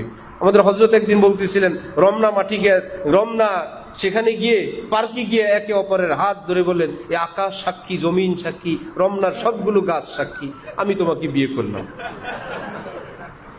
সাক্ষী লাগে বিয়েতে, ফেরেশতারা তো আছেই, হবে বিয়ে? সব জায়গায় তো আকাশ আছে, জমিন আছে, ফেরেশতা আছে, গাছ গাছালি আছে। এইরকম কিছু কথা বলে এলেম কালাম তো নাই, বিদ্যা বুদ্ধি নাই। এই তো হযরত থানবীর কাছে ছেলে বলে, আমারও মন চায় না এই মহিলার কাছে আমি যাই, সম্পর্ক রাখি, কিন্তু কসম করে বিপদে পড়ে গেছি। এইবার হযরত বললেন, আমার ফতোয়া বিশ্বাস করো? করি। আমি কিছু বললে মানবা? মানি। আল্লাহর নাফরমানির কোনো কসম, যে কোনো গুনাহের কাজে কোনো কসম, শপথ কেউ করে ফেললে সেই শপথ রক্ষা করা শরীয়তের বিধান না, বরং সেই শপথটা ভঙ্গ করে ফেলা এটাই শরীয়তের বিধান, এতে আল্লাহ খুশি হন। হুজুর আমি তো জানি শপথ ভাঙলে গুনাহ হয়, আমার তো বারবার ভাঙতে মন চাইছে, শুধু গুনার ভয়ে ভাঙি নাই। শপথ ভাঙলে গুনাহ হবে। আবার শুনছি কারো অন্তর ভাঙা কাবা ভাঙ্গার চেয়ে আরো মারাত্মক। এইদিকে শপথ, ওদিকে কাবা ভাঙ্গা, গুনাহ কয়টা করব? হযরত থানবী বুঝায় বললেন, কাবা ভাঙ্গার গুনাহ হবে না। আমাদের এক পরিচিত দোস্ত বেচারার জন্য এরকম এক মেয়ে মানুষ পাগল হয়ে গেছে। আল্লাহ কি মুশকিল, সে উন্মুক্ত বিশ্ববিদ্যালয়ে পড়তো, সে কোনো না কোনোভাবে তার ঠিকানা পেয়ে ফর্ম ফিল আপ করে, তার নাম্বারের পরের নাম্বার, পরীক্ষার ফিস এমনভাবে দেয়, সে পরীক্ষা দিতে গিয়ে দেখে ওই মহিলা তার পাশে। কি যে এক মুশকিল, কি এক পেরেশানি। পড়তো এক মাদ্রাসায়, সে ধমকা ধমকি ইত্যাদি। এখন সে ছেলে ছিল ভীষণ সুন্দর, ওই মহিলা গেছে পাগল হয়ে মেয়েটা। সে এক মাদ্রাসায় পড়ে, বোরকা টোরকা পরে আসছে মাদ্রাসার গেইটে, অমুক জামাতের অমুককে বলেন তার বোন আসছে মাদ্রাসার ভিতরে, ভাই আপনার বোন আসছে। সে তো জ্বলে পড়ে, আমার বোন তো কোনোদিন এখানে আসে না, তারপরও হইতে পারে, মোবাইল নাই। আসছে, এসে দেখে বোরকা পরা এক মহিলা, মিনমিন করে বলে বোন মানি সেই বোন। দিছে আবার বকা, শয়তান, বেহায়া, বেলাজা, আরো যা বলার বলছে। এখন সে বাড়ি চলে গেছে, বেইজ্জত হয়েছে। এখানে বাড়ির থেকে খবর আসছে সে এখন আত্মহত্যা করবে, বিষ খাবে, মরবে যদি সে তাকে বিয়ে না করে। ছিল ইংলিশ জীবন সেই মেয়ের। এখন আসছে হজরত আল্লাহর কাছে, হজরত এখন কি করা, সে যদি মরে আমার কি হবে? বললে সে মরলে তার কবরে সে যাবে, তোমার কি?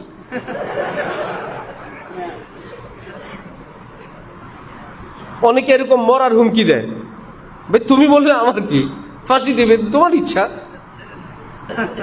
ফাঁসি দিয়ে মরবা না বিষ খেয়ে মরবা, এরকম কি, এরকম হুমকি দিয়ে অনেককে ব্ল্যাকমেল করে, অনেককে আটকায় ফেলে। কেউ কসমের জ্বালায় পড়ে, কেউ কাবা ভাঙ্গার মাসালায় পড়ে, কেউ শপথের মাসালায় পড়ে। হযরত থানবী রহমতুল্লাহ আলাই তারে বুঝাইলেন যে এইরকম শপথ ভাঙলেও কোনো সমস্যা নাই, আর বরং আল্লাহ খুশি হবেন। সেই ছেলে তো বলে হুজুর ওয়াদা করলাম আর জীবনও যাব না।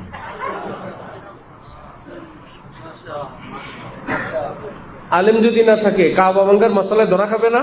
শপথ ভাঙ্গার মশালায় ধরা খাবে কিনা? আরো কত আকাশ সাক্ষী, গাছ সাক্ষী, ফেরেশতারা সাক্ষী সহ বিয়ে শাদী হয়ে যাবে সেখানে। আমার ভাইয়েরা, আলেম ওলামাদের প্রয়োজনীয়তা আমার মতন নালায়েক কেন, হক্কানি আলিম যদি কিয়ামত পর্যন্ত বয়ান করেন শেষ করতে পারবেন। এত বেশি প্রয়োজন হক্কানি আলিমের, আল্লাহ ওয়ালাদের এত বেশি প্রয়োজন। হযরত থানবীর এক মুরিদ চিঠি লিখছে, হযরত আমার এলাকায় এক মহিলা, তাও বিধবা, সেই মহিলার স্বামী মৃত্যুর পর কোনোদিন আমি তার সঙ্গে দেখাও করি নাই, কথাও বলি নাই, সে তার বাড়িতে, আমি আমার জায়গায়, কিন্তু তার এখন মৃত্যু হয়ে যাওয়ার পর আমার ভীষণ কষ্ট লাগতেছে, তার ইন্তেকালের পর কষ্ট লাগতেছে। কি মুশকিল। হযরত থানবী বলেন, দরবেশ তওবা করো, ওই নারীর প্রতি তোমার অন্তরে হারাম প্রেম ছিল, এই জন্যই তো তার মৃত্যুতে তোমার এত কষ্ট লাগে, নাহলে তো অস্বাভাবিক কষ্ট লাগার কথা না। মনে হয় যেন আছে মাশুকা ধারে কাছে, রেঞ্জের ভিতরে আছে, এইটুকুন একটা লালন তোমার ভিতরে ছিল। না হলে মৃত্যু হয়, তার মৃত্যুতে, অপরিচিত এক নারীর মৃত্যুতে তোমার কষ্ট কেন? আল্লাহ আমাদেরকে দ্বীনের সহি বুঝ দান করেন। হযরত থানবী বলতেন, তোমাদের ইংরেজি পড়ুয়া ছেলেদেরকে আমাদের কাছে আনবা, ওয়াদা করলাম কোনোদিন নামাজ পড়তে বলবো না, দাড়ি রাখতে বলবো না, পায়জামা টাকনোর উপরে উঠাইতেও বলবো না। আমার পীর ও মুর্শিদ হযরত আলা দামাত বারাকাতুহুর কাছে আসে স্কুল কলেজের ছেলেরা, দেখি তিনি তো যুগের থানবী, তিনি সেভাবেই লালন করেন। কেউ ফুল দেয়, তিনি ফুল নেন, শোকেন, আমারে দেন, দেখো ওয়া মাশাআল্লাহ কি ফুল। আসে একটা ফুল নিয়ে আসে, আসে শার্ট প্যান্ট পরে আসে, গেঞ্জি পরে আসে, দু একটা থাপ্পড় খাওয়ার জন্য টুপি ছাড়া আসে, আসে টুপি পকেটে, ইচ্ছা করে টুপি মাথা দেয় না। হযরত মাথার চুল ধরে ধরবেন, দুইটা লাগাবেন, তার কাছে এটা প্রিয়। থাপ্পড় খায় পরে টুপি লাগায়, মাঝে মাঝে আগে থেকেই লাগায় আসে, মনে হয় যেন কত দুস্থ, কত বন্ধু। হযরত ভাবেন এই ছেলেগুলো থাকে কোথায়? হযরত তকি উসমানী সাহেব দামাত বারাকাতুহুম বলছিলেন, একবার চেচনিয়ার মুসলমানদের জন্য অর্থ সংগ্রহের জন্য আমরা ব্যবস্থা গ্রহণ করলাম। এক মুসলমান, তার কাছে অর্থের কথা বললে সে বলে উঠলো, কার জন্য অর্থ নিবেন? দাড়ি নাই, কিচ্ছু নাই, পোশাক নাই, দাড়ি নাই। হযরত বলেন, তকি উসমানী সাহেব আমার কলিজায় তীরের মতো আঘাত লাগছে। সে কি জানে রাশিয়ার মুসলমানরা কত রকমের জুলুম অত্যাচারের মধ্যে এই কালেমা লা ইলাহা ইল্লাল্লাহ মুহাম্মাদুর রাসূলুল্লাহ ধারণ করে ঈমান টুকুন রাখছে? সে জানেই না কোন পরিবেশে সে আছে, কত মোকাবেলা করে সে ঈমান নিয়ে আসে, কত কষ্ট করে আসে। সে আছে জুব্বা জামা এবং দাড়ির তালে, কালিমার কোনো কদরই তার মধ্যে নাই। হযরতওয়ালা ওই ছেলেগুলোকে আদর করেন। কি অর্থ? একদিন বড় হবে, চোখের পানি ফেলবে। ছোটবেলায় যেতাম ওই আল্লাহওয়ালার কাছে, আবার কলেজে যায়, কত গলত আকীদাওয়ালারা চিন্তা করে না আমাদেরকে এক আলেম ভালোবাসেন, আমাদের সেই ভালোবাসাই যথেষ্ট। আমরা তো একজনকে ফুল দিতে পারি, আমাদেরকে আর কারোর ফুল দেওয়ার দরকার নাই। হারাম প্রেম থেকে, গলত আকীদা থেকে, গলত চরিত্র থেকে, নষ্ট জীবন থেকে এক আল্লাহওয়ালার একটু প্রেম, একটু ভালোবাসা, একটু চাহনি, একটু মুস্কি হাসি দিয়ে তার তরবিয়ত এবং লালন পালন হচ্ছেন সেটা সেও জানে না। এক মুরিদ এসে হযরত থানবীর দিকে এরকম তাকাইছে, হযরত থানবী মুস্কি হাসি দিছেন, বেচারা খুশি আর বলে মেরা তো কাম বন গিয়া মেরি তরফ দেখ কর, মেরে শেখ মেরি তরফ দেখ কর মুস্কুরা দিয়া। মেরা তো কাম বন গিয়া, ভাই আমার তো কপাল খুলছে, আজকে আমার শেখ আমার দিকে দেখে মুচকি হাসি দিছেন। মেরা তো কাম বন গিয়া মেরে শেখ মেরি তরফ দেখ কর মুস্কুরা দিয়া, আমাকে দেখে তিনি মুচকি হাসি দিছেন। মুক্তার মতো এক নুরানি হাসি দেখে আমার অন্তরটা আলোকিত হয়ে গেছে। তারা জানেন মানুষ কিভাবে লালন পালন করতে হয়, মানুষকে কিভাবে তরবিয়ত করতে হয়। হযরতওয়ালা আল্লামা শামসুল হক ফরিদপুরি রহমতুল্লাহ আলাইহি এক লোক পাঠাইলেন যে ভাই অমুকের কাছে যাও, আমার সালাম বলো আর তাকে আসতে বলো। যিনি গেছেন গিয়ে দেখেন সে ডুগডুগি বাজাইতেছে, দোতারা সেতারার মতন কিছু একটা টুনটুনি বাজায় আর কবিতা লেখে। সদর সাহেব পাঠাইছেন তার কাছে লোক, সদর সাহেব পাঠাইছেন আল্লাহ রে, গেছেন বললেন গোলাম মুস্তফা তুমি একটা নবীজির জীবনী বাংলায় লেখো, এই এই তথ্য তোমার সামনে, এগুলোকে সামনে লেখো। বিশ্ব নবী যেটা সেটাই বর্তমান বাংলায় কি বিশ্ব নবী। আল্লাহ হযরত শামসুল হক ফরিদপুরি তিনি তো হযরত থানবীর শিষ্য, এক আল্লাহওয়ালার ওইটুকুন নজর, ওইটুকুন দৃষ্টি ভঙ্গি এবং দোয়ার বরকতে সেই বেচারা ওই উসিলা হইল, তোকেও আনবো, তোরে দিয়া কাজও করাইবো এবং তোকেও আল্লাহর দিনের দিকে নিয়ে আসবো। শেষ জীবন কি সুন্নতি দাড়ি, কি নুরানি চেহারা, কি নুরানি জীবন। আল্লামা ইকবালের যে ছবি সারা পৃথিবীতে দাড়িবিহীন, এটা তার শুরুর দিকের ছবি, প্রথম দিকের ছবি। কিন্তু সে যেমন টিপু সুলতানের একটা ছবি, সবাই সারা পৃথিবীতে টিপু সুলতানের ছবি প্রকাশ করে দাড়িবিহীন।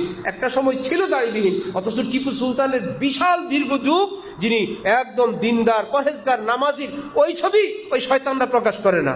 আল্লামা ইকবালের দাড়িওয়ালা সুন্নতি লেবাসওয়ালা সেই ছবি প্রকাশ করে না, নিজেরা বুঝাইতে চায় আমরা দাড়ি কামাইলে কি হয়েছে। এত বড় বড় লিডাররাও আরে খুব রুয়ো সে মিলা করতে थे मीर अब मिला करते हैं अहलुल्लाह से मत करे तहकीर कोई मीर की राबता रखते हैं अब अल्लाह से। খালিদ বিন ওলীদ তো উহুদের ময়দানে মুসলমানের উপর আক্রমণ করছিলেন। 50 জন যে রুমাত যারা ছিলেন পাহাড়ের উপরে, হযরত জুবাইর রাদিয়াল্লাহু তাআলা আনহু সহ যে 50 জন সাহাবীকে নবীজি রাখছিলেন, সেই সাহাবীদের 40 জনকে এবং পরবর্তীতে সবাইকে শহীদ করে ফেললো খালিদ বিন ওলীদ তো। কিন্তু সেই দিনের কথা বলি কি আজকে লাভ হবে? আজকে তো খালিদ বিন ওলীদ রাদিয়াল্লাহু আনহু এক সময় যে যা ছিল ছিল, খুব রুয়ো সে মিলা করতে थे मीर अब मिला करते हैं अहलुल्लाह से। আরে বাদ দাও মি আগের কথা। রব্বুল আলামিন বলছেন ইসলাম গ্রহণ করলে আমি অতীতে সব মাফ করে দেই। রব্বুল আলামিন বলছেন খাঁটি তওবা করলে আমি সব মাফ করে দেই। অতীতের কথা বাদ দাও, আগে হারাম সম্পর্কে ছিল, আগে রাস্তাঘাটে মার্কেটে ঘুরতে থাকতো, বাদ দাও। মত করে তাহকির কোই मीर की রাবেতা রাখতে हैं अब আল্লাহ সে। আজকাল আল্লাহর সাথে সম্পর্ক রাখে মিয়া ভয় পায়ও। এই জীবন নিয়ে ভাবো, সেই জীবনের গল্প বাদ দাও। আল্লাহ আমাদেরকে দিনের সহি বুঝ দান করেন, সহি সবক আল্লাহ আমাদেরকে দান করেন। আমরা কোথায় যাচ্ছি আমার ভাইয়েরা? আলেমদেরকে ছেড়ে আল্লাহ পাক আমাদেরকে হক্কানি আলেমদেরকে চেনার কদর করার তৌফিক দান করেন। এই মাদ্রাসাগুলো হলো আলেম তৈরির কারখানা। এখানে যদি সেই মানের আলেম তৈরি হয়, সেই মানের, কোন মানের? ছোটবেলা থেকেই দাঁড়ে দাঁড়ে দাও, টাকা দেন, রিসিট বই, টাকা দেন, দোকানে বাজারে হাটে বুলি হিন্দুর কাছে চায় পড়ছে, খ্রিস্টানের কাছে চায় পড়ছে, চাইছে, চাওয়ার পর ওই বেটা বলে আমি মুসলমান না, সরি। আরেক বেটা বলে আমি হিন্দু, সরি। হাকিমুল মুথানি বলতেন দিনের কাজ করো আজমতি দিন ইজ্জতে নফসের সঙ্গে। তোমার একটা ব্যক্তিত্ব আছে, ইসলামের একটা মর্যাদা আছে। হযরতওয়ালা করাচি অনেক গায়রত আত্মমর্যাদাওয়ালা ছিলেন। কোথাও গেলে কোনো জেন্টলম্যান ব্যক্তি এরকম চেইন খুলছিল, হজরতের সামনে এরকম খস করে টান দিলে মনে হয় যেন সে একটা বেটাগিরি দেখাইতে চায়। হজরত আইসাই দর্জিকে বলছেন, জামা বানাও, বুতামের ভিতরে এরকম চেইন লাগাও। হজরত বললেন, আমি এখন টান মারি। পকেটে দুইটা লাগাইছেন, দুই পাশে খস করে টান দে। হজরত বলেন, এখন জেন্টলম্যান তাকায়, বাবা রে, আমার চেইন একটা, মোল্লা তো তিনটা দেখা যায়। এটা বুঝতে হলে অনেক বড় মাথা লাগবে মিয়া। খাজা আজিজুল হাসান মজজুব যখন ডেপুটি কালেক্টর লখনৌ শহরের বড় সরকারি কর্মকর্তা, মুফতি শফি সাহেব সহ দেওবন্দের বড় বড় আলেমরা ওনার কাছে গেলে সরকারি ওই পতাকাবাহী গাড়িতে উঠাইছেন, উঠে লখনৌ শহরে ঘুরতেছেন। কোনো কাজ না, কাম না। সবাই বললো, হজরত কি ঘুরেন, কি লাভ কি? বললো, দুনিয়াওয়ালাদেরকে দেখাই আলেম ওলামা আল্লাহওয়ালারাও দামি দামি গাড়িতে চড়তে পারেন।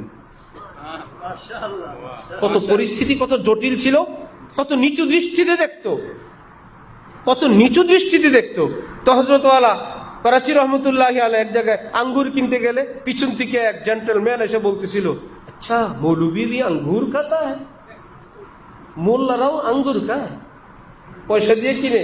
হজরত তো হজরত বললেন, আঙ্গুর সির্ফ লিঙ্গুর হি খাতা হ্যায়, আঙ্গুর কি শুধু বান্দরেই খায়, আর কেউ খায় না?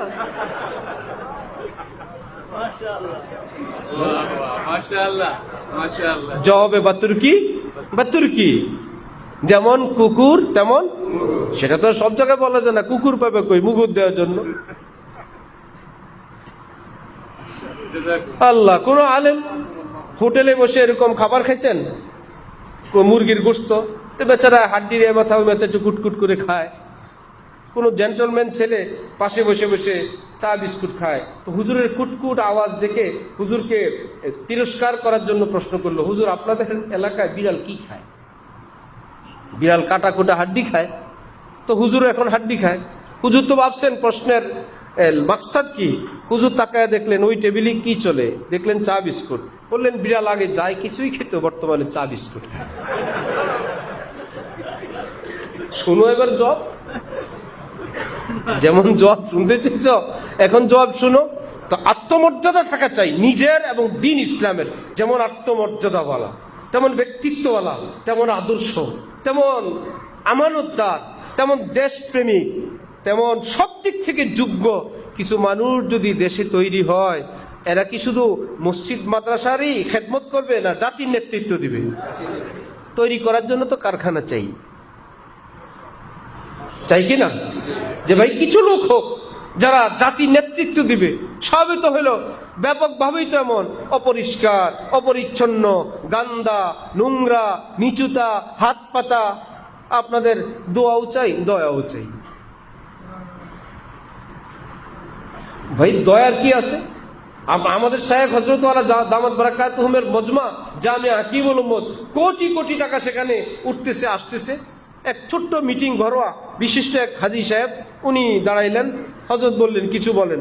দাঁড়ায় বলছে যে, ভাই এত বড় দ্বীনি কাজ হজরত শুরু করলেন, আমাদের সকলের সাহায্যের হাত বাড়ায় দেওয়া চাই।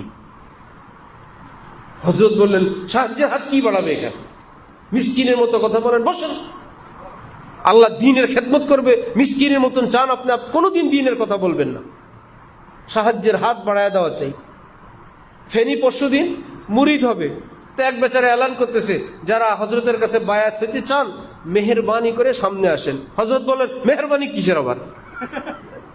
সামনে আসতে বললো, এখানে কার উপর মেহরবানি করবে? সে মুরিদ হবে, তার ফায়দা, এখানে মেহরবানি কিসের? কথাও বলতে জানো না, মৌলবী। মেহরবানি কি আবার? সে বায়াত হবে, তার লাভ। আমি সবক দিব, সে শিখবে। মনে হয় যে না আমাদের কাছে বায়াত হয়ে আমাদেরকে বড় দয়া করতেছে, বড় অনুগ্রহ আপনার, আপনি দয়া করে মুরিদ হইছেন, একটু এক্সকিউজ মি প্লিজ, তো শিখলে আসেন আপনি। এখন এক্সকিউজ মি আর প্লিজের কি আসে? যা বায়াত হবে আসো ভাই, তোমার গরজ তুমি আসো। সবার গরজ জিসকো পড়ে वो इधर आए, बैठा हूं गनी हो के हर शाह हो गादा से। তাম ফকির এবং বাদশা থেকে এখানে সব কিছু থেকে অমুখাপিক্য হয়ে মহান আল্লাহর জন্য বসছে। যার গরজ আসো, যার গরজ যাও। এখানে প্লিজ এবং এক্সকিউজ মি আর মেহরবানির কি আছে? মাদ্রাসা মসজিদে টাকা দেয় যারা, জমা দেয়, অপেক্ষায় থাকে হুজুর একটা মুস্কি হাসি দিবেন, বসাবেন, স্যুপ খাওয়াবেন। যেহেতু হুজুরকে অনেকগুলো টাকা দিচ্ছেন, টাকাকে হুজুর করে দিচ্ছেন, ভাই মাদ্রাসা মসজিদে যারা আল্লাহর রাস্তায় দান অনুদান করেন, যে আলেমের হাতে টাকা দেন, এটা কি ওই আলেমকে দিছি না দান করলাম? ওই আলেম কি সওয়াব একটু বাড়ায় দিতে পারবেন? হুজুর একটু সওয়াব বাড়ায় দেন, আমি অনেক কষ্ট করে দিলাম, হুজুর যেহেতু আপনার হাতে দিলাম, আমার অনেক কষ্টের টাকা, একটু সওয়াব বেশি করে দিয়েন, পারবে কিছু? তার হাতে জাস্ট তিনি গ্রহণ করলেন, প্রতিষ্ঠানের পক্ষ থেকে একটা রিসিট দিলেন, রসিদ দিলেন, আপনাকে প্রাপ্তি স্বীকার দিলেন, এই তো শেষ। কিন্তু আমার আপনার কি অবস্থা? আমি টাকা দিলাম, আমারে বসাবেন, আমার একটা বড় চেয়ার দিবেন, একটা পোস্ট দিলেন। ভাই এগুলো তো তোমার অ্যাকাউন্টে তুমি দিছো, সব তো আল্লাহ থেকে নিয়েই যাবা। ওই আলেম জাস্ট ব্যাংকের একজন কর্মকর্তার মতন, কোটি টাকা যিনি দিলেন, তুমি টাকা দিলা, বসেন, দাঁড়ায় থাকেন, সিরিয়াল দেন, আগে আসেন, পরে আসেন। ভাই সে ভাবে আমার বেতন আমার, তোমার এই টাকার থেকে আমার কোনো বেতন নেই, তুমি দিলা, তুমি অনলাইনে আরেক জায়গা থেকে উঠে নিয়ে যাবা, 2 দিন পরে তোমারটা তো তোমার, আমার কি? কিন্তু আলেম ওলামাদের কাছে জমা দেওয়ার মনে করে এখানে হুজুরের কাছে যেহেতু দিলাম, হুজুরের তো আমাকে সালাম দেওয়া উচিত। আলেম ওলামাদের হাতে টাকা দেওয়া মানে কি তাকে দেওয়া না নিজের অ্যাকাউন্টে দেওয়া? নিজের অ্যাকাউন্টে দেওয়া। ভাই তিনি গ্রহণ করলেন, তিনি লিখলেন, আপনি তাকে শুকরিয়া জানান, জাযাকাল্লাহ ওস্তাদজি, আপনাকে কষ্ট দিলাম, আমি তো আমার আমল নামাই দিলাম, তাকে তো কিছু দিলাম না। এ আকীদা না দাতার আছে না গ্রহিতার আছে। স্বয়ং গ্রহিতা যেই বেচারা আলেম গ্রহণ করে, সে মনে করে এতগুলো টাকা দিল, ওনারে তো বসাইলে হবে না, সোয়া মেসেজ করে দেয় দরকার, দীর্ঘ সময় সরষের তেল দেওয়া দরকার, যে 1 লাখ টাকা দিয়ে দিল আজকে মাদ্রাসায়, মনে হয় আমাকে দিল। ওই অবস্থান, নিজেদের মধ্যে গায়রত, আত্মমর্যাদা, এটা আসেই ওই রকম কোন কামেল আল্লাহ ওয়ালাকে দেখতে দেখতে। আঁখোं से तुमने पी नहीं, आंखों की तुमने पी नहीं, मैं कशी ये मैं कशीरिन दी है मैं कशी नहीं। এক বুজুর্গ বলেন, হে বন্ধুরা, পৃথিবীর শরাবখানার গল্প শুনছো, সেখানে বোতলে বোতলে চলে, আর আল্লাহ ওয়ালাদের শরাবখানার খবর শুনবা, চোখে চোখে চলে। চোখে চোখ রাখবা, নেশায় বিভোর হয়ে যাবা, আল্লাহর মহব্বতে পাগল হয়ে যাবা।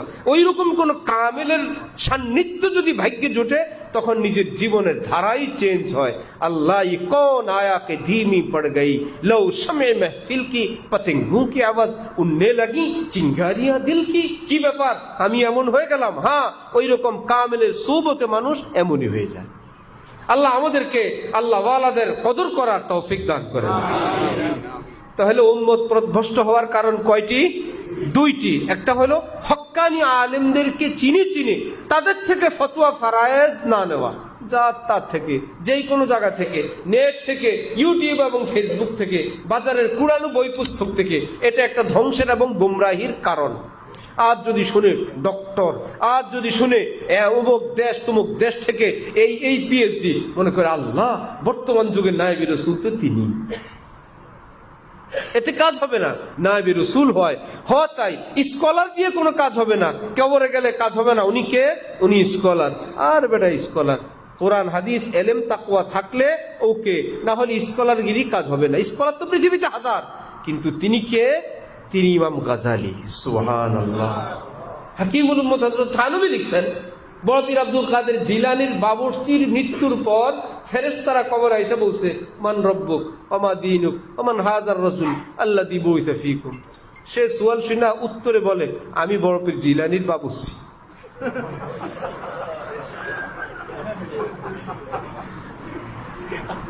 সুবহানাল্লাহ। বলে মান রব্বুক ওয়া মা দীনুক ওয়া মান হাযার রাজুল।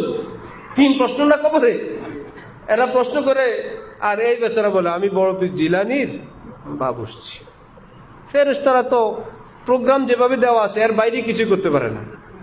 এরা তো বলে আল্লাহ এগুলো কি বলে।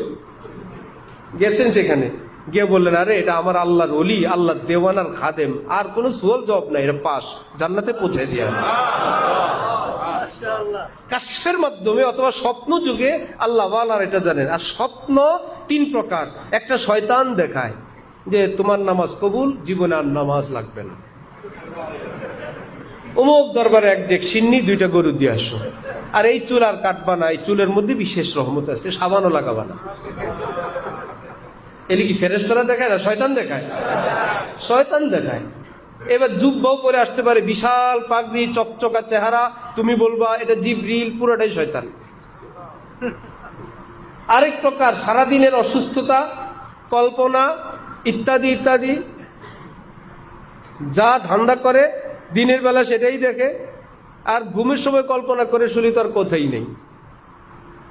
আমাদের এক দুজ বেচারার বিবি জোরে কান্না করে উঠছে রাতের বেলা, খুব বলো কি ব্যাপার, কি কি স্বপ্নে খারাপ দেখছো? হ্যাঁ খারাপ কিছু দেখছি। কি দেখছো? আমি আরেকটা বিয়ে করছি। হ্যাঁ এইটাই দেখছি।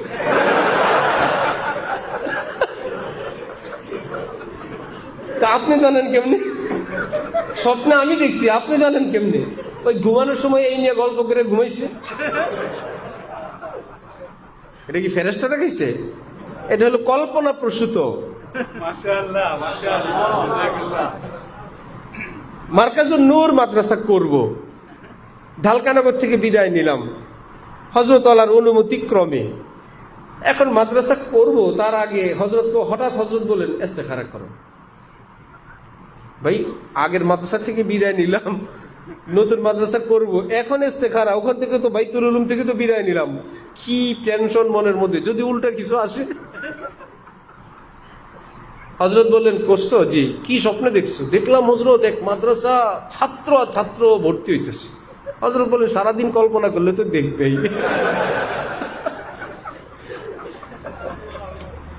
সারাদিন যে যেটা ভাবে কল্পনা দেখে না। মাশাআল্লাহ, মাশাআল্লাহ, জাযাকাল্লাহ। মাশাআল্লাহ। এই সংক্রান্ত এক গল্প শুনাই দিই। এক বেচারা ঘুমের মধ্যে খুব লাথি মারে, এইদিকে ওদিকে। তো বিবি বেচারি কবিরাজের কাছে নিয়ে গেছে। কবিরাজ জিজ্ঞেস করছে কি আপনি এত জোরে মারেন? বললো আমি স্বপ্নে দেখি ফুটবল খেলি। বড় মুশকিল। তাবিজ দিয়ে দিছে, ঘুমানোর আগে এটা লাগাবেন। বাড়িতে আসছে স্ত্রী, যেহেতু ভুক্তভোগী, লাথি খাওয়া লাগে তার, সে বলছে তাবিজটা লাগায় নেন। বলতেছে না আজকে লাগানো যাবে না। কেন? আজকে ফাইনাল বুক খেলা আমাদের। স্বপ্নে আবার ফাইনাল খেলা আছে। এগুলো কি ফেরেশতার না শয়তানের? মাশাআল্লাহ, মাশাআল্লাহ। তো কিছু স্বপ্ন আছে শয়তানের, কিছু স্বপ্ন আছে স্নায়ুবিক দুর্বলতা এবং সারাদিনের কল্পনার রেজাল্ট ঘুমের মধ্যে। ঢালকানগর যখন শিক্ষক তাইসির কিতাব পড়াইতাম, এমন পড়া ছাত্ররা পড়তো ঘুমের মধ্যে, পড়তেছে দিনের পড়া, মানে ওর মাথার মধ্যে যে সকালে নির্ভুল পড়তে হবে, রাত্রে এই পড়া পড়ছে ঘুমের মধ্যে। কিরে ভাই এত রাত্রে? না, সে ঘুমের মধ্যে আছে।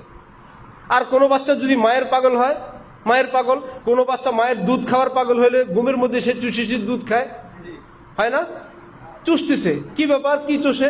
মা কোন জায়গায়? সে মনে করে ঘুমের মধ্যেই মায়ের দুধ খায়। এটা হলো সারাদিনের কল্পনা। এটা শয়তানও না, এটা ফেরেশতাও না। আরেকটা আছে আবার রাসূল সাল্লাল্লাহু আলাইহি ওয়াসাল্লামের উপর 23 বছর যে নবুয়তের যুগ, এর মধ্যে 6 মাস আল্লাহ পাক নবীজিকে শুধু সব ফেরেশতার মাধ্যমে স্বপ্ন দেখেছেন। তো 6 মাস যদি হয় 23 বছরের মধ্যে, তো 23-এর 1 বছর হইল 23 ভাগের 1 ভাগ। সে 1 বছরের 6 মাস হইল কত? 46 ভাগের 1 ভাগ। নবীজি বলেন উত্তম এবং নেক স্বপ্ন হইল নবুয়তের 46 ভাগের 1 ভাগ। হ্যাঁ, সেই স্বপ্ন কার কাছে কোথায় বলবেন সেটার ব্যাখ্যা হইল ভালো স্বপ্ন ভালো কোনো মানুষের কাছে বলেন, এমনি যার তার কাছে স্বপ্ন বলা নিষেধ। যদি মন্দ স্বপ্ন দেখে, 1 নম্বরে কাজ, জাগলে আউযু বিল্লাহি মিন শাররি হাযির রুয়া, এই দোয়া পড়বে। আউযু বিল্লাহি মিনাশ শাইতানির রাজীম, আউযু বিল্লাহি মিন শাররি হাযির রুয়া, এটা 3 বার পড়ে বাম দিকে পড়বে কি থু থু 3 বার। দোয়া পড়ে থু 3 বার। থুতু ফেলবে না, বউ বাচ্চারা উঠা একদম। তো আগামীকাল থেকে আপনি আলাদা খাটে শুয়েন, কোন দিন কোন স্বপ্ন দেখেন ঠিক নাই। কি থুতু ফেলবে না থু থু করবে? থু থু। তারপরে পার্শ্ব পরিবর্তন করে তিনি ঘুমায় যাবেন।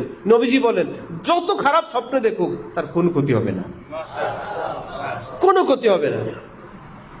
হইল। আরেকটা কাজ হইল এইরকম স্বপ্ন যাত্রার কাছে বলবে না, চুপচাপ, আল্লাহ কাফি, কিচ্ছু হবে না তার। কারণ স্বপ্নের কোনো কোনো রেজাল্ট তার ব্যাখ্যার উপরে নির্ধারিত থাকে। বলছে এমন এক অনভিজ্ঞ লোকের কাছে, আমাকে দেখলাম একটা সাপ দৌড়াইতেছি, বিষাক্ত সাপ। এখন ওই লোক বললো সাবধান, আপনার ধারে কাছে দুশমন আছে। এতদিন যাই ছিল মানসিকভাবে সে দুর্বল হয়ে পড়ল। দেখলাম এমন একটা কিছু জানেই না সেসব, দেখলাম ভাই আমি দেখলাম আমার মৃত্যু হয়ে গেছে, বললো রেডি হয়ে যান। সে কাপড় টাপড় কিনে রেডি হয়ে গেছে। না ভাই, মৃত্যু হয়ে গেছে, মৃত্যুর এক অর্থ ইন্তেকাল। হ্যাঁ, আপনার জীবনে একটা পরিবর্তন আসবে। মৃত্যু হলে মানুষ গুনাহ করে না, মৃত্যু হলে দুনিয়াদারি করতে পারে না। শীঘ্রই আল্লাহ পাক হারাম দুনিয়ার থেকে আপনাকে মুক্তি দান করবেন। যাই হোক, যিনি ব্যাখ্যা পারেন সেই ব্যাখ্যাকারী এরকম কোন আলেম বা ব্যাখ্যাতা তাকে বলবে, না হলে বলবে না। আল্লাহ কোত্থেকে চলে গেছি ভাই স্বপ্নে?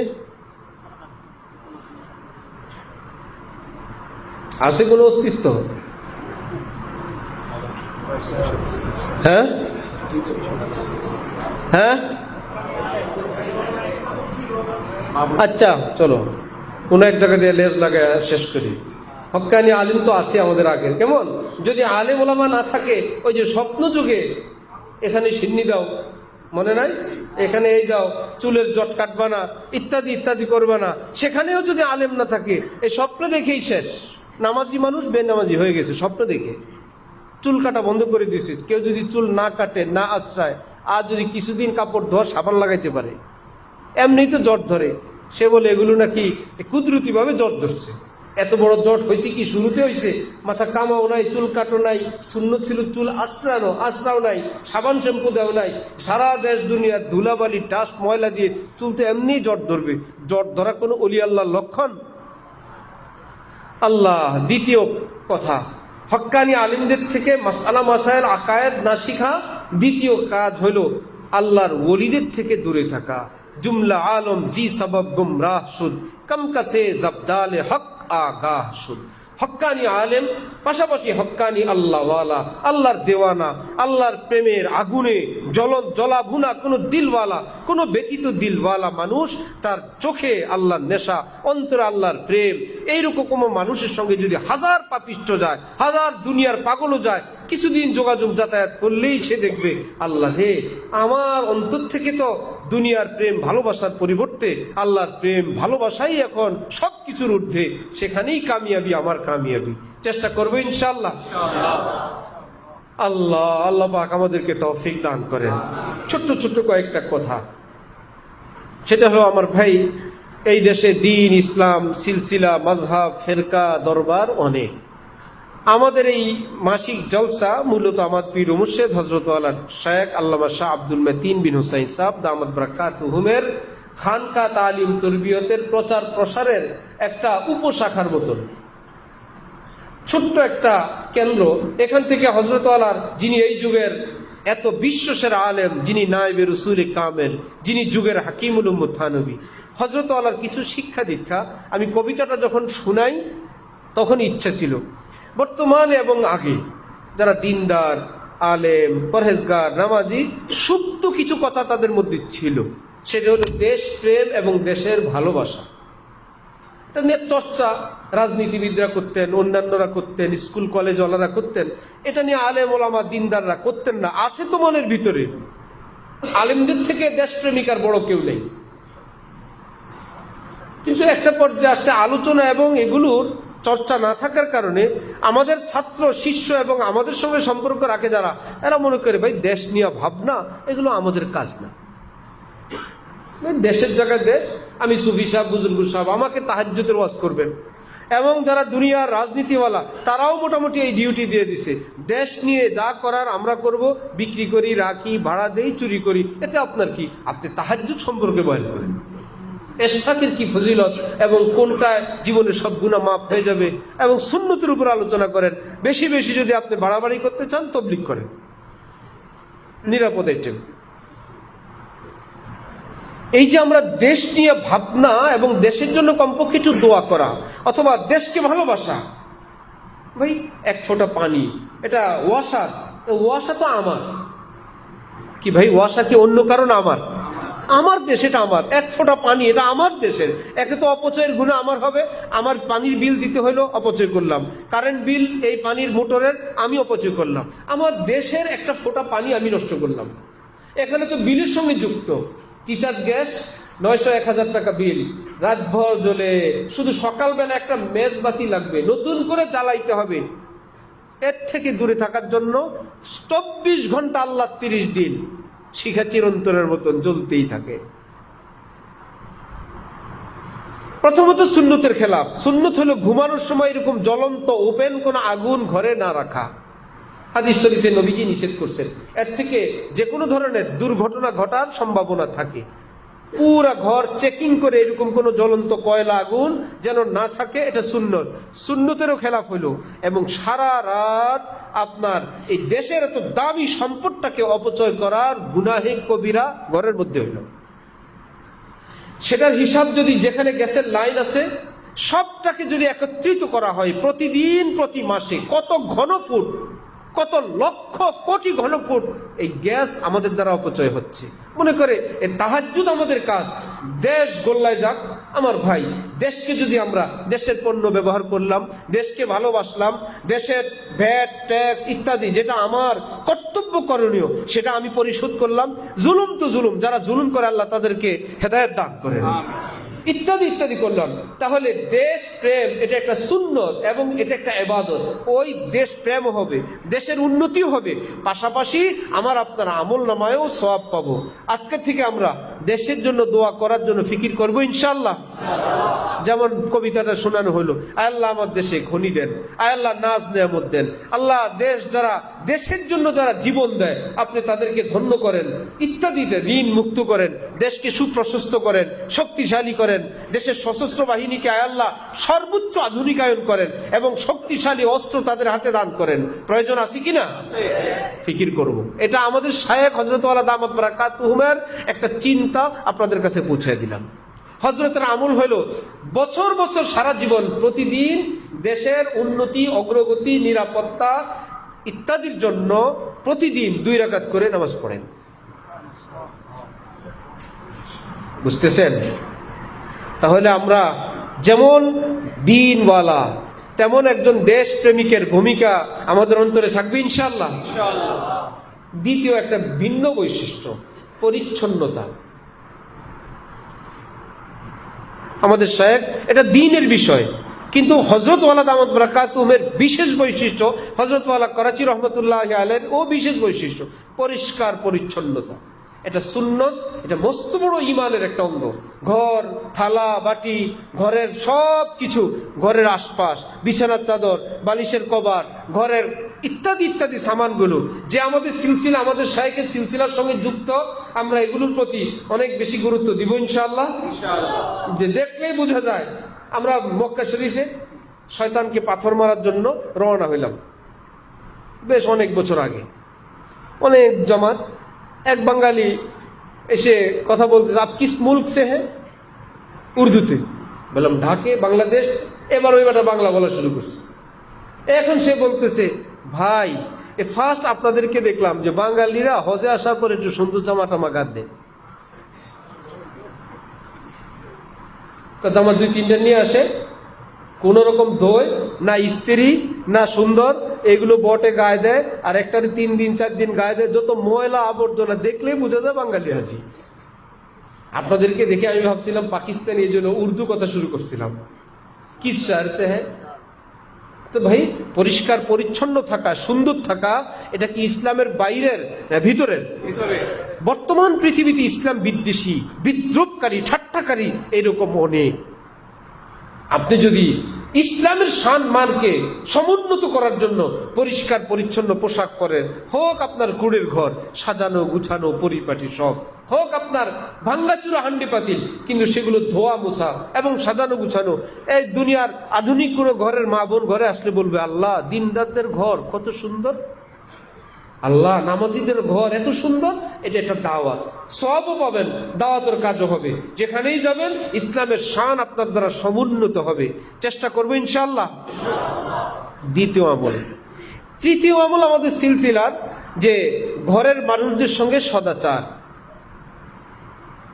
বিশেষ করে নিজের স্ত্রীর সঙ্গে সৎ ব্যবহার করা এবং তাকে ভালোবাসা এবং তাকে যতটুকু সম্ভব যে শরীয়তের সীমারেখার মধ্যে হাসি খুশি ফুর্তিতে এবং যতটুকু সম্ভব তাকে ক্ষমা দৃষ্টিতে দেখা।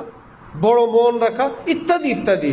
হযরত আলা আমাদের শায়েখ দামাত বারাকাতুহুম একবার আমাকে বলছিলেন, যেখানেই বয়ান করবা, ওয়াজ করবা, এই সমাজের এই বেধির কথা অবশ্যই বলবা ব্যাপকভাবে। কেউ তো দ্বিতীয় তৃতীয় বিবাহের খুব ওয়াজ করে, সেটা তো শরীয়তের হুকুম না। দ্বিতীয় তৃতীয় বিবাহ করা কি শরীয়তের হুকুম না জায়েজ? একটা হলো আল্লাহ আদেশ করছেন, আমি না করি কেমনে? আমাদের এক আত্মীয়, স্বামী স্ত্রী দুইজন মিলে গল্প করে। স্ত্রী তাকে, স্বামী বলতেছে, আচ্ছা স্ত্রী এখন বললে আপনি বলবেন মহিলার কথা আপনি জানেন কেমন? আমার বোন। প্রশ্ন থাকে না সবার, কোন মহিলা জানি? আমার ছোট বোন। এরা স্বামী স্ত্রী দুইজন আলাপ করে। স্বামী বলছে, দেখো আমি যদি মারা যাই তুমি কিন্তু বিয়েটে বসো না, আমার এই বাচ্চাগুলোর দিকে তাকায় দেখো। তো সে আবার বলতেছে, আমি যদি মরি? ভগ্নিপতি বলতেছে, আমিও বিয়ে করার ইচ্ছা নাই, কিন্তু গেরামিরা যদি জোর করে?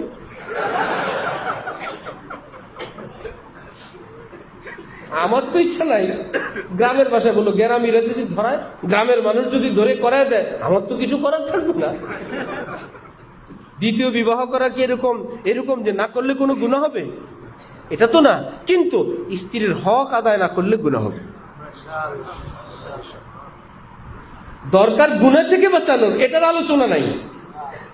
সময় দাও, হক আদায় করো, ঘর দাও, চিকিৎসা দাও, তার জন্য ভালো খাদ্য খাবারের ব্যবস্থা করো, একটু সময় দাও, এটা নিয়ে ওয়াজ নাই। একজনে বলছিল, কোরআন শরীফের মধ্যে সবচেয়ে দুইটা কথা বড় ভালো লাগে, কি? কুলু ওয়াশরাব, খাও পিও। আল্লাহ যে কিভাবে বললো, এত ভালো লাগে। আল্লাহ বলছেন খাও পিও, আর কিছু বলেন নাই। কোরআন শরীফে শুধু কুলু ওয়াশরাবু বলছে।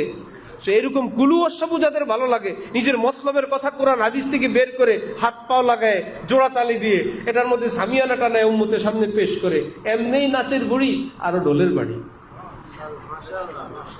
এমনি যাদের মনের ভিতরে অ্যালার্জি, এদেরকে আবার বলে দিছি যে হ্যাঁ সাথে সেই বেটা তো ঘরে গিয়ে বললে, আমি সুন্নত আমল না করে কি কাফের হয়ে মরবো? তাহলে স্ত্রীর হক আদায় করা চাই, তাকে সময় দেওয়া চাই, তার জন্য ঘর বাড়ির ব্যবস্থা করা চাই। কমপক্ষে তাকে এক্সট্রা একটা রুম দিয়ে সেই চাবি তার কাছে চাই, যেই রুমের মধ্যে শাশুড়ি, ননদ, ভাই, ভাইয়ের বোন কারো কোনো কর্তৃত্ব থাকবে না, ওই আমার মায়ের থাকবে, আমার বোনের থাকবে। এইটুকুন যোগ্যতা অর্জন করে তারপরে বিয়ে। আছে এটা সমাজে সবার আছে? বউ যায় কিন্তু পুরা ঘর শাশুড়ির, সব রুম ননদের, বউ বেচারে একজন মুসাফির এবং মিসকিন পরদেশীর মতন। না, এই রুমটা আমার, এটা বলতে পারে, এই ঘরটা আমার, এটা বলতে পারে। এটা দেওয়া তো তার জন্য ওয়াজিব ছিল। যেটা কাজ সেটা করা দরকার। যাই হোক, এই ক্ষেত্রেও আমরা যতটুকু ভুল হয়ে গেছে আগামীতে খেয়াল রাখার চেষ্টা করবো ইনশাআল্লাহ। অনেক মানুষ গাড়িতে উঠে, হঠাৎ উঠে গেছে, এত 7-8 সিটের একটা গাড়ি, কোনো এক কর্নারে সে কথা বলে, ওই মুখের গন্ধে পুরা গাড়ি শেষ। শুনছেন অবস্থা? তার মানে ব্রাশ করে না, মিসওয়াক করে না। অনেকের মুখে রোগ থাকে, চিকিৎসা করানো চাই, স্কেলিং করানো চাই, পাইরিয়া থাকলে চিকিৎসা করা চাই, মাউথ ওয়াশ আছে সেটা চাই, এলাচির দানা বা খুশবুদার কিছু চাবাইলে ভাই আমি সমাজে যাব, মানুষের সামনে যাব, স্ত্রীর কাছে যাব, ইত্যাদি করা চাই। কেউ কোনো খোঁজ খবর রাখে না। এক মৌলভী সাহেব জামা, হযরত ওয়ালা জিজ্ঞেস করলেন জামা কয়টা? হযরত জামা 4-5টা, গেঞ্জি 2টা। হযরত বলেন, মানে গেঞ্জি 2টা দিয়ে তোমার বছর যায় কিভাবে? নিশ্চয়ই তুমি এক গেঞ্জি কয়েকদিন পরো। জি হযরত, এটা তো আর কেউ দেখে না। কি করে? গেঞ্জি গোসলের সময় খুলে রাখে, গোসলের পর আবার পরে। তার মানে তোমার এই দুর্গন্ধওয়ালা ঘামে সিক্ত এই গেঞ্জি নিয়ে তুমি রাতে বাসায় ঘুমাও, আর এটার গন্ধে তোমার স্ত্রী বেচারির কষ্ট হয়। গুনাহে কবিরা, এক মুসলমানকে কষ্ট দেওয়া। খানকায় এসে পিসাব হও, ঘরে গিয়ে বউরে কষ্ট দাও। হযরত বললেন, আমার যদি সামর্থ্য থাকতো, আমার মনে চায় একটা বুড়ি মহিলা ঠিক করতাম, আমার মুরিদদের ঘরে ঘরে পাঠাইতাম, আর কয়েকটা প্রশ্নের জবাব নিয়ে আসতাম, ইয়েস নো। আপনার স্বামীর মুখের গন্ধে আপনার কষ্ট হয়? Yes or no.